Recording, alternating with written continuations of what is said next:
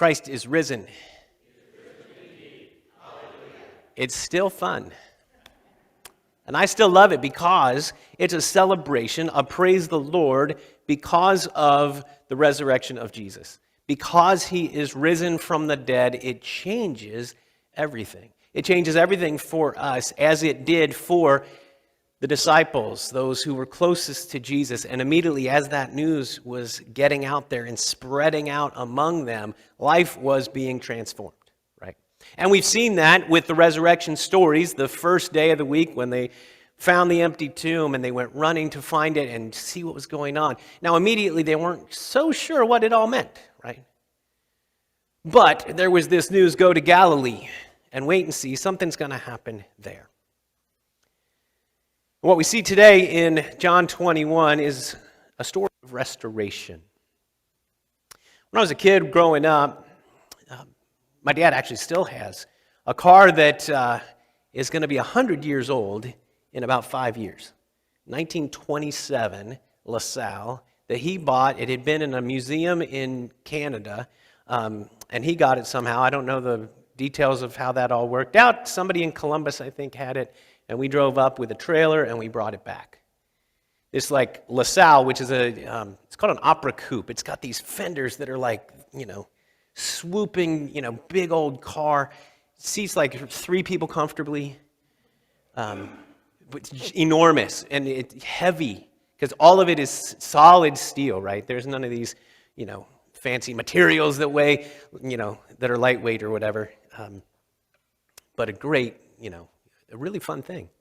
When I was, this is like mid-70s, and so in the 70s, 80s time frame, we would take this thing to car shows because that's what you do. If you have an antique car, you take it so people can look at it and go, wow, that's cool, right? And so we go to these car shows, and I remember seeing these other cars at the car shows. I would walk around. My sister and I would just walk around looking at cars, right?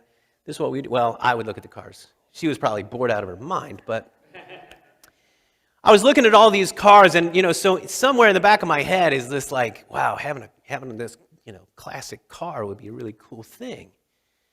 That's what I have thought in the back of my head.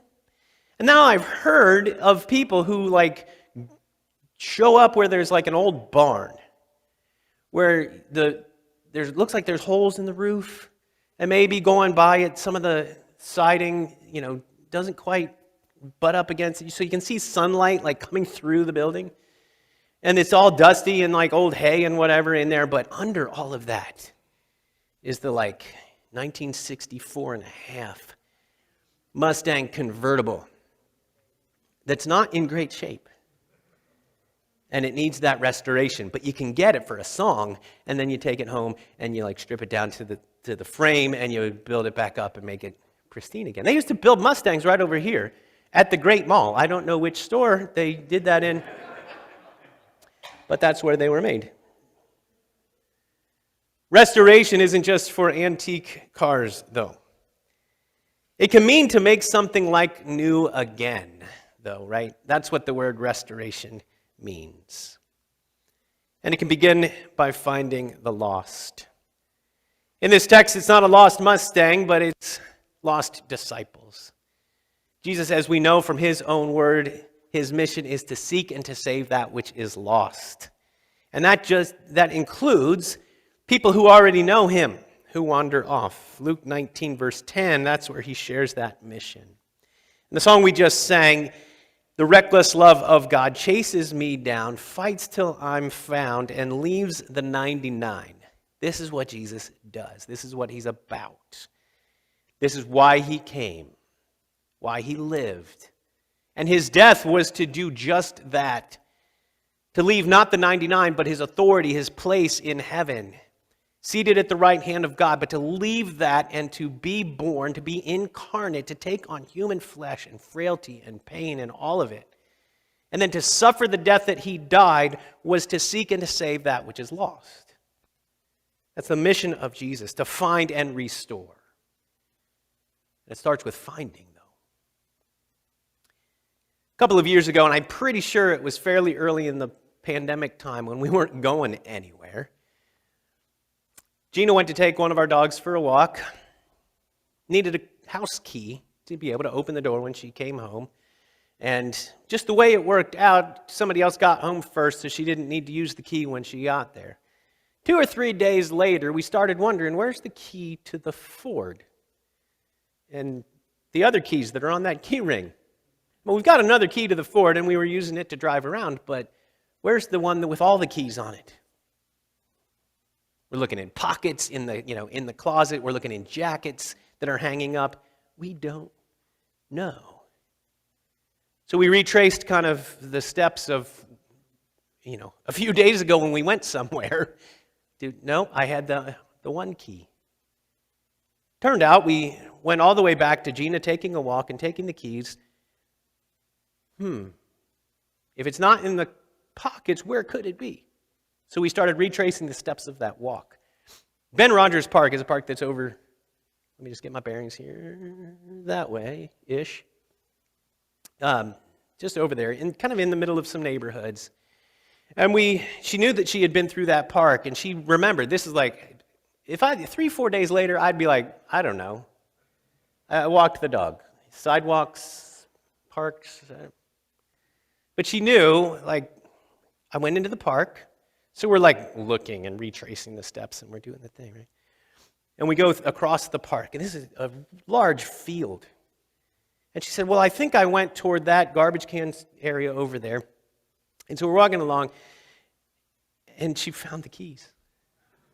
Laying in the grass at Ben Rogers Park 3 days later.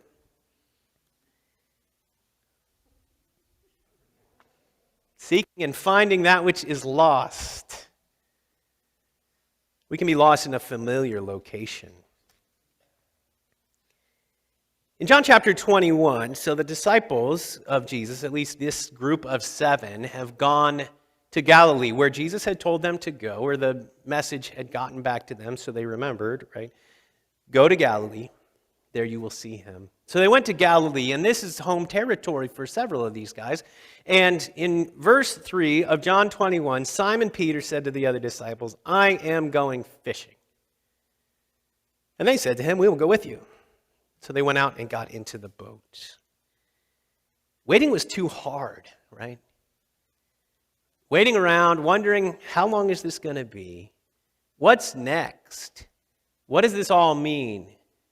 We're not quite sure.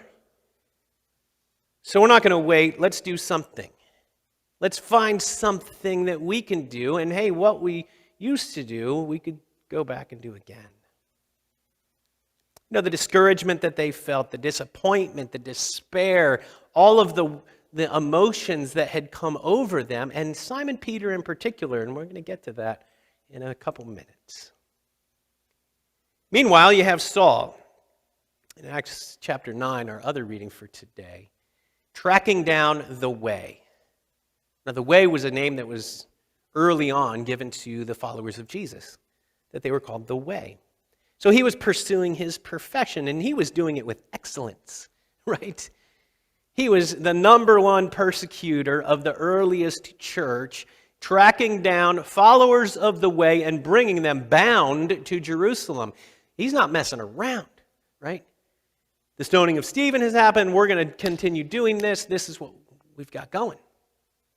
And Saul was there at the stoning of Stephen. So let's make sure we keep tracking this down. Let's stomp this out. Let's finish the job.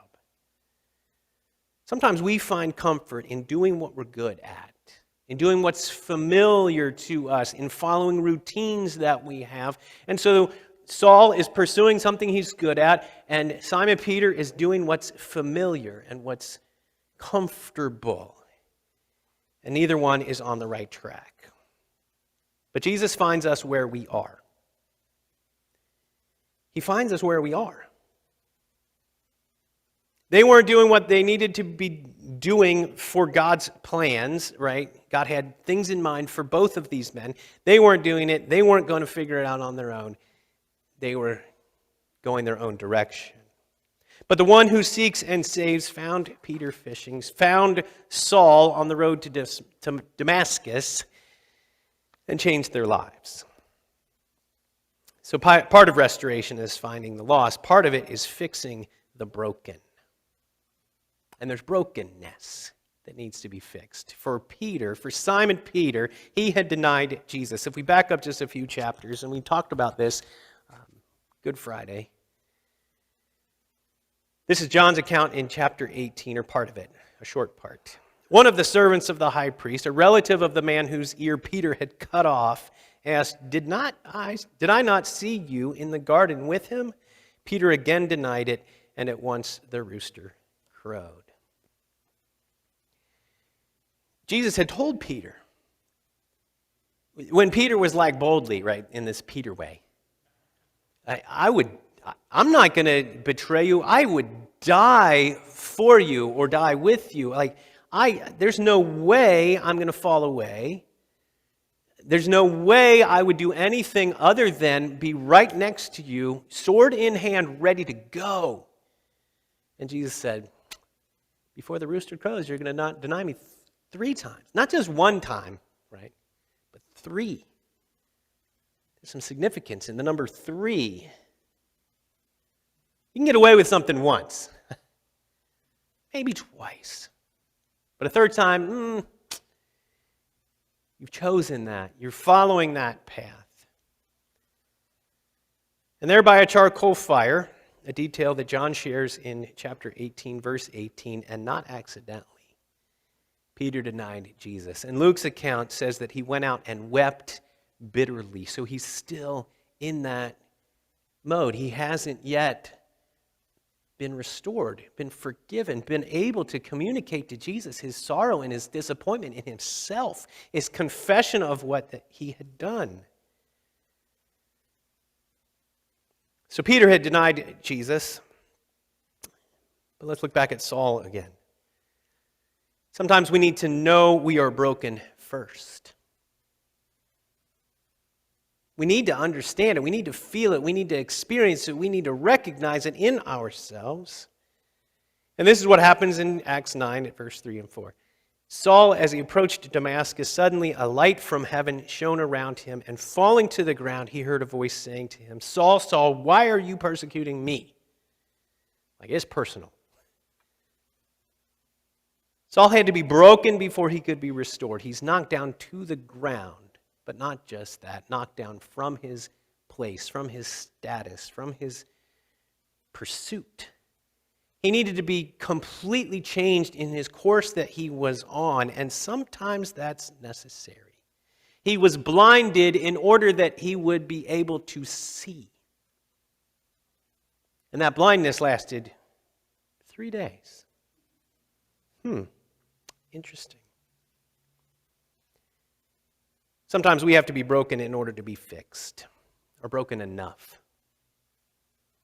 You ever have something that's kind of nagging, but you're like, I can live with it? So I have a laptop that I use.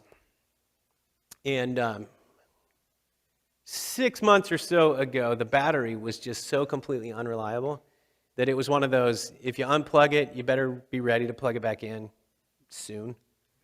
Like, you get half an hour of battery use.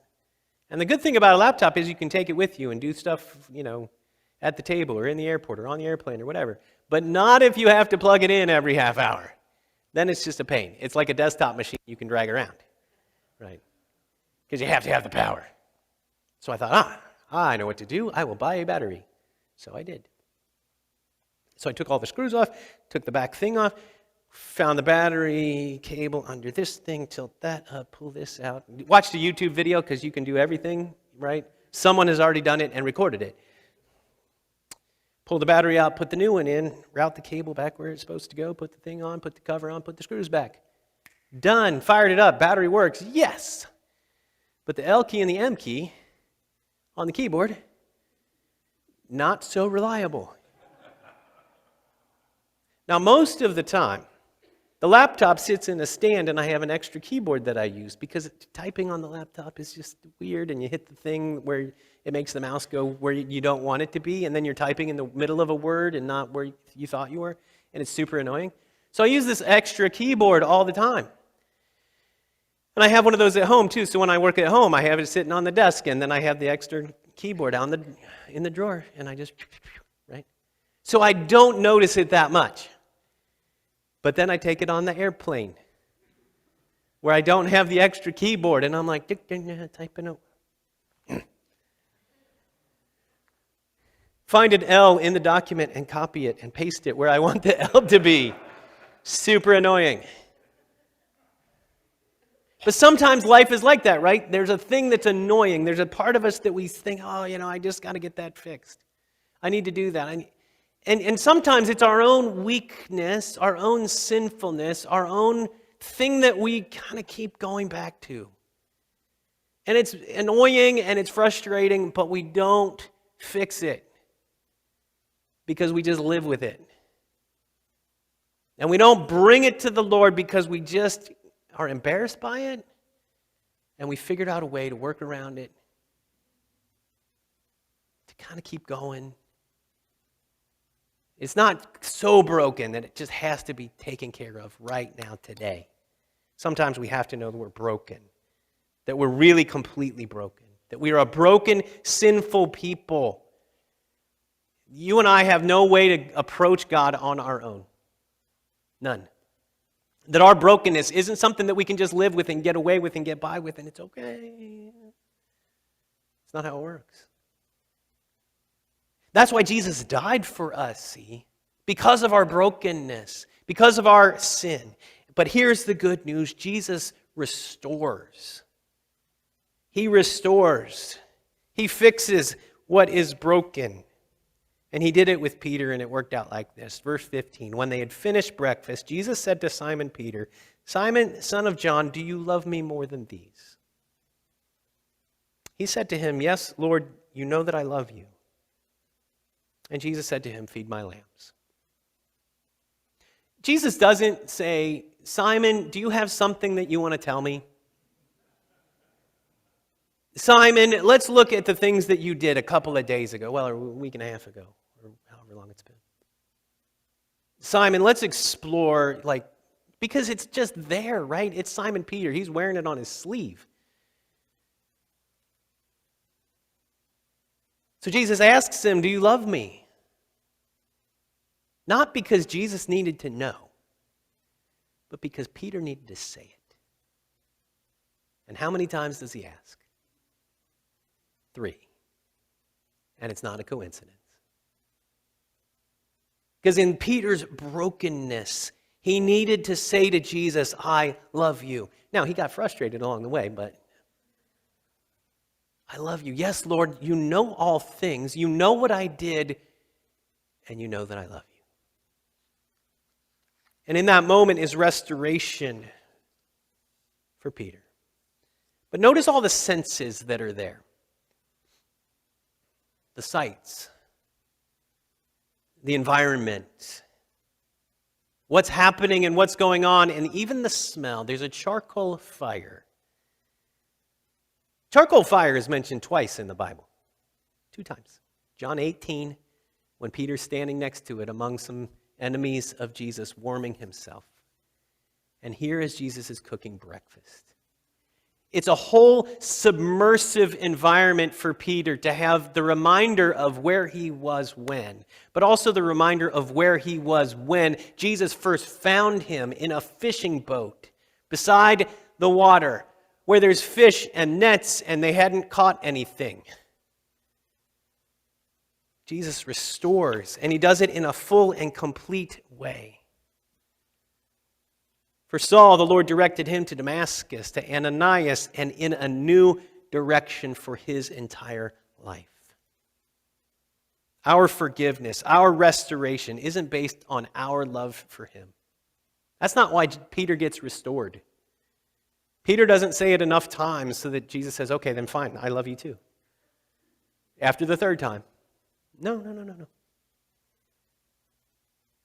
Jesus' love for Peter was on full display on Good Friday when he hung on the cross for Peter's denial and Peter's sin. And his love was on display, full and complete display on that same Good Friday when he hung on the cross for you and for me. He doesn't love us because we love him. In fact, we love because he first loved us. That's why we love. That's why we love God, because he first loved us, because he sought us and he found us and he grabbed hold of us in the way that he can do.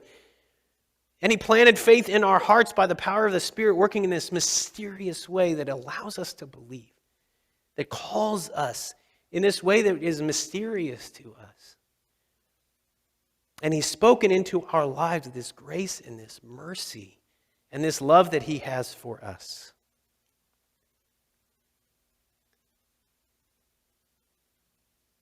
So there's finding the lost, there's fixing the broken, and there's feeding the sheep. Jesus fed the disciples. Verse 12, he said to them, "Come have breakfast." Jesus often fed. Here he's feeding this small group of 7 disciples and maybe a few others who might have been around, but he's feeding them. Fish and bread he already had. They worked all night, didn't catch anything. Jesus is there on the shore, like, chefing it up, right? And then somehow, miraculously, he's like, "Oh, hey, throw the nets over there. You'll get 153 fish." Just like that. He feeds us. God sustains us, supplies what we need, and feeds us on his word and in sacrament so that we can be fed, nourished, energized for what is to come. He provides through means that are beyond our control or our understanding. That's what happens with the disciples there in the boat, making their way back to shore, frustrated. Jesus allows them to catch those fish. And he called his disciples to follow him. At the end of verse 19, Jesus said to Simon Peter, "Follow me." So the last words of Jesus to Simon Peter here, in a direct way, are the same as the first. We're real close, right? Follow me. Follow me and I will make you fishers of men. Follow me and I will make you a feeder of sheep, a tender of the flock, a person who cares for other people, who takes care of things that need to happen. And here it's a redo of Luke chapter 5. Along the shore, with fishing nets and boats and the sights and smells and full-on immersion, Jesus says again to Peter, "Follow me." This is restoration. Peter hasn't blown it. Peter isn't out. Peter isn't the ex-disciple. There was one, but it's not Peter. And it's not you, and it's not me. He calls us again and again by his grace. He restores us to follow, and he gives us work in his mission. See, Jesus called Peter to feed his sheep after being fed, to feed the lambs, to take care of what Jesus had for him to do. And he sends him into this mission. And what's that mission look like? Finding lost, fixing the broken, and feeding the sheep. Jesus doesn't call Peter to invent anything, to come up with anything on his own, but only to follow Jesus and do the things that Jesus did. And it's the same for us. To find the lost. Those who are lost in familiar places and those who are wandering aimlessly. To fix the broken. To speak words of grace into that broken place that exists in every person. Or, for the people who don't recognize their brokenness, sometimes we have to help them find it. And that's hard work. And to feed the sheep, to nourish, to strengthen, to encourage, for the glory of the risen Christ. We've been found. We've been forgiven. Let's follow. Amen. Christ is risen.